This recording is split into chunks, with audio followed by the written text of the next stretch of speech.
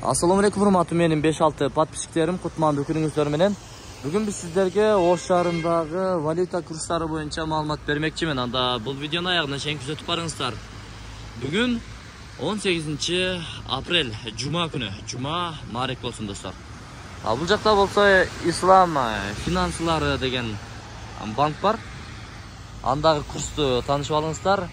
Доллар сатып алуу 86.80, сатуу 87.30. Euro 98.00, alem 99, rubl 45, 1.045 болып қалыптыр. Сату 1.075. Қазақ теңгесін өзіңіздер көріп тұрасыздар. Біздің балалар келіп қалыптыр.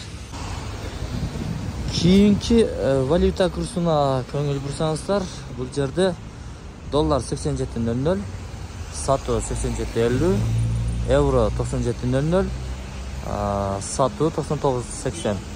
Рубль болса бір кило көтеріліп қалыптыр, 1.056. Алем сатуда 1.075. Қазақ теңгесі 12 тиын, сату 19 тиын.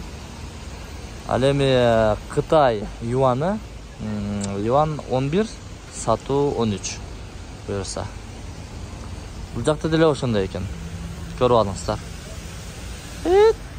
Мынакей. Ошол рубль акырын көтөрүлүп баратат. Көтөрүлүп, мурунку абалына келсе мигранттарыбыздын бир кыйла эмгеги кайтат.